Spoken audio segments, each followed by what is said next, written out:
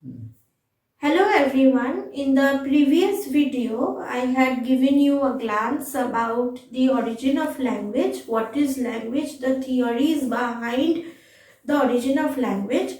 So we did two theories, but we have four. We did the divine source theory. We did the natural source sound source theory. Today we will be doing the Pupu theory and the Dingdong theory. So before starting, what are the various theories of language? Let's have a quick information, or let's say a revision about what is language. So as you all know, language, it is the most versatile and the sophisticated thing a human being can have. Okay. Now, our language is an integral part of our existence. We have language everywhere. If there is no language, there is no existence. Language helps us to express our feelings, our emotions about what we have or what we don't. So that is the reason, this is as a result of which we differentiate ourselves from the animals, because the animals, they cannot communicate in the same way we human beings communicate.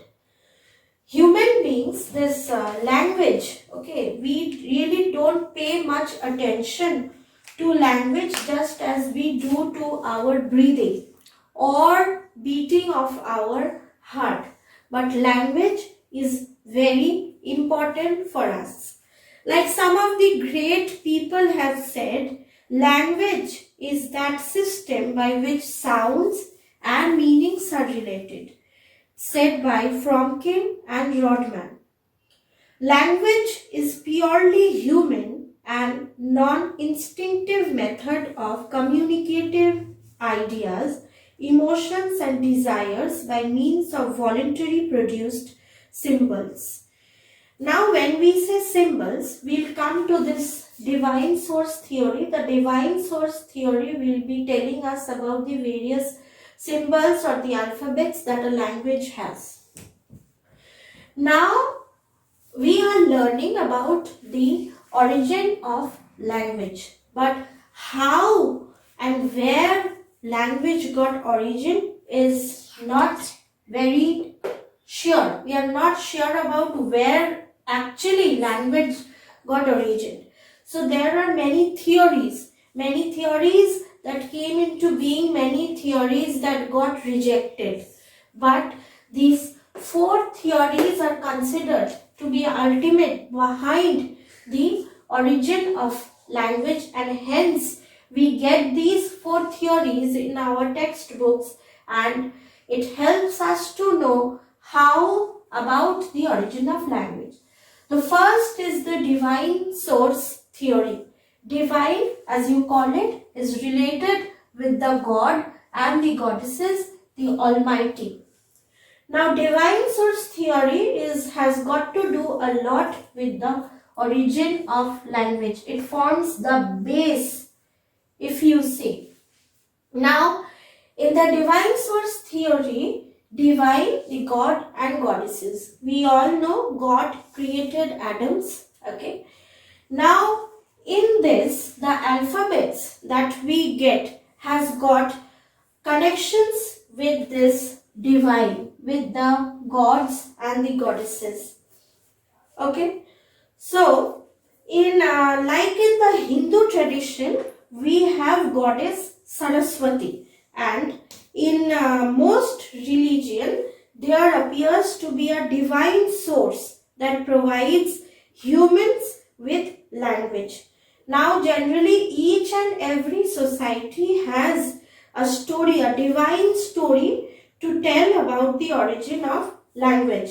The alphabets that we have, or the ideographs that we have, are all connected to this divine. Okay, they are often associated with the divine images.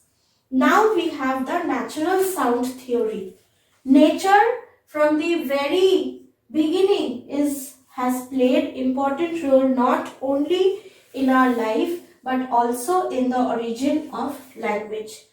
In the previous days, when the early man and women existed, they heard upon the various natural sounds, and from there we got various onomatopic or the echoic word. Okay. Now this theory basically suggests about the first imitation of natural sounds which early men and women heard about them. Okay. Now each and every language have words which are either onomatopic or echoic, like the bang, buzz, hiss. These are all onomatopic words. Now, and in this type of view, this is also known as the bow-wow theory. We'll also call it as the bow-wow theory.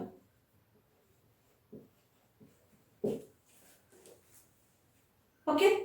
Now, and though it is true that a number of words in every language are echoic and onomatopic, and hence it is difficult to understand how the abstract ideas and emotions could have referred to in a language that simply echoed natural sound.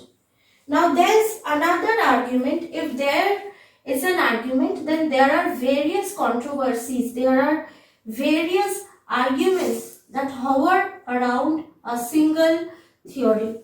A theory doesn't come into being like in a fast-paced way. It gets appreciation, it gets controversies, it gets rejected, again it comes into being, or might be it gets dissolved. Okay, now the argument is the language also seems to influence the way we hear and imitate the sound of nature. For example, the roosters crow cook-a-doodle-doo in English, but in Hindi it is kukurakurku, or in German it is kikiriki.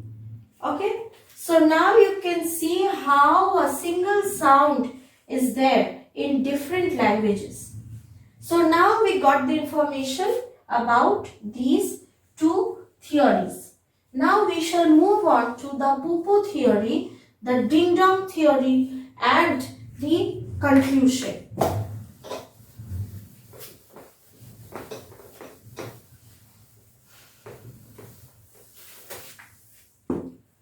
We come to the Pupu theory.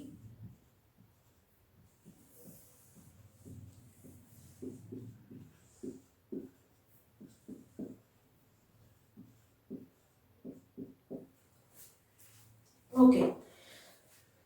So in this theory, Darwin said in 1871 in his Descent of Man that like man himself, his language also developed from a primitive form, probably from expressions or emotions. Now, according to Darwin, this theory, just like man, we man, have developed from a primitive stage, the language has also developed from a primitive stage, maybe from expressions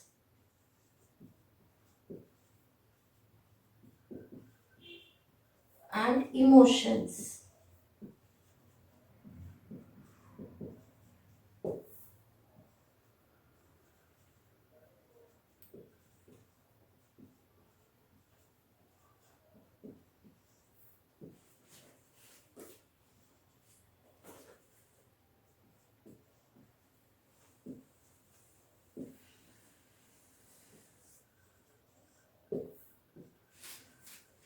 Okay. Now, for example, a feeling of contempt is accompanied by the action of puffing of air out through the nostrils or the mouth, and this action makes sounds like poo or fish. The critics of Darwin's theory called it as the poo-poo theory. Now, in case of contempt, okay, what we do is we fill our mouth, we fill our nostrils with air, and we puff our mouth, and the air, it comes out from our mouth. Okay, and that sound we get it as poo or fish. Okay, you can try this at your home, and the critics, they called it as the poo theory, and from there we have this poo theory. Okay, so now we will be coming to the ding-dong theory.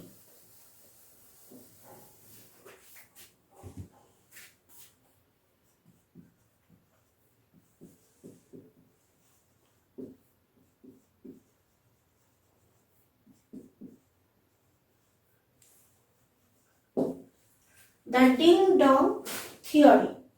Muller proposed the ding-dong theory of the origin of language. The main head behind this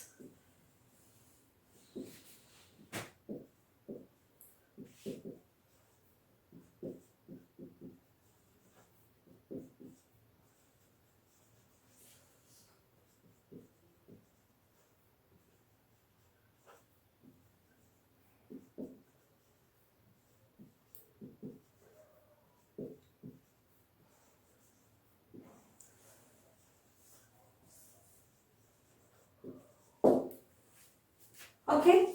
So now in this theory, there was a mystic relationship between sound and meaning. Of course, we have the sound that we make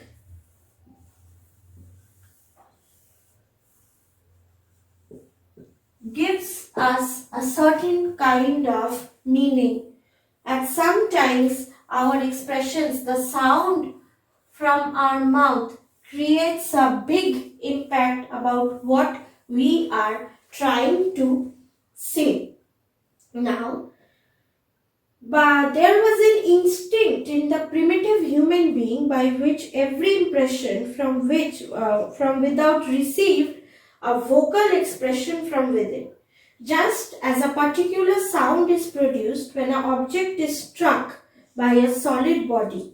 Similarly, human being's mind gave a particular response to every impact the world made upon it.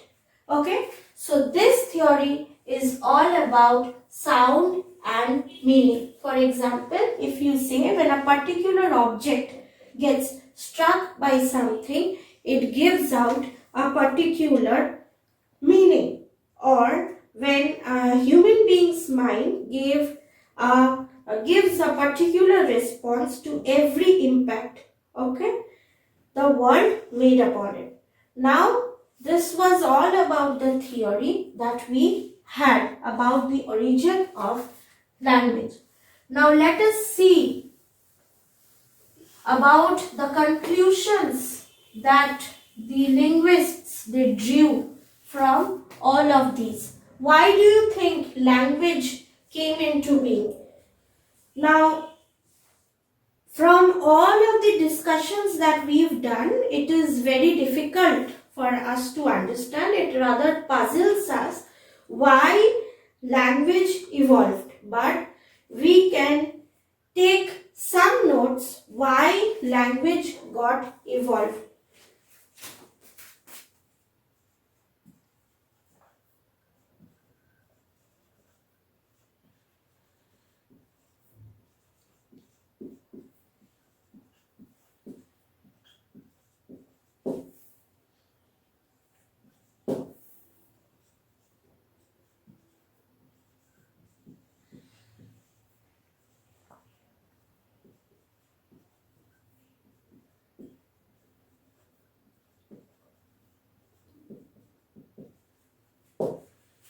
The first one can be to give factual information and to convey commands. This is also called information talking. We need language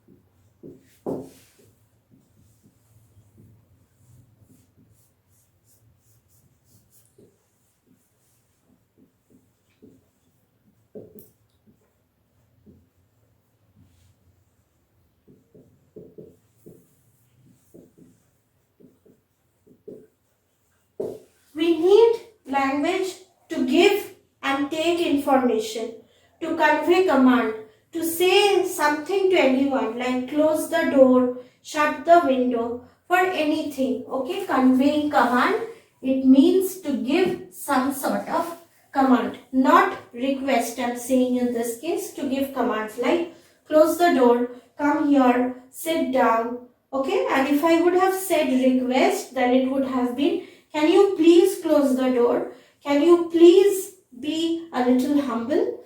Okay, so these language got evolved to give factual information, to convey command. Now, language also got to convey emotions and feelings. Very important.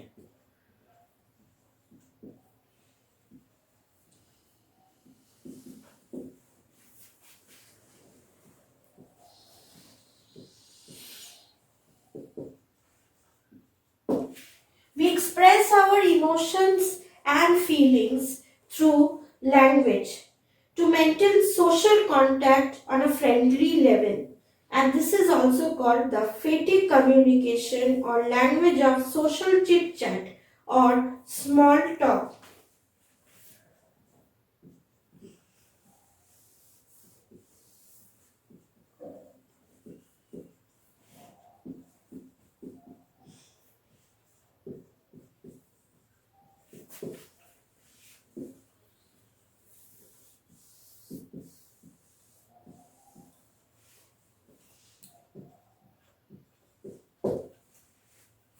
Okay, now for aesthetic reasons like poetry to relieve nervous tension.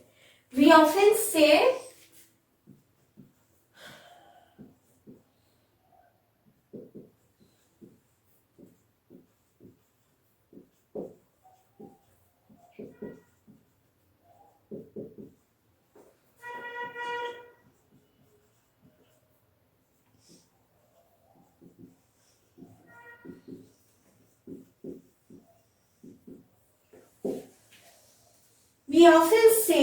that we need to relieve. If you let your heart out, you get relieved.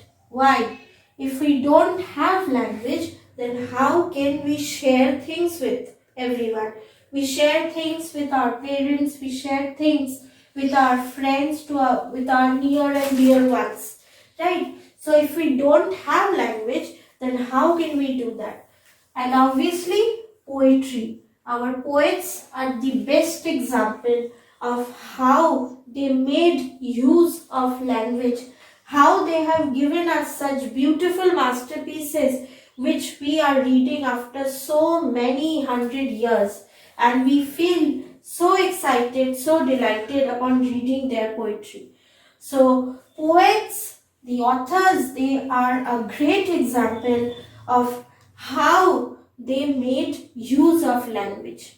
Okay, so this was all about the origin of language and how language got evolved, why it got evolved. Okay, on the next video I'll be telling you about the history of English language, and for further details click on the description link. Thank you.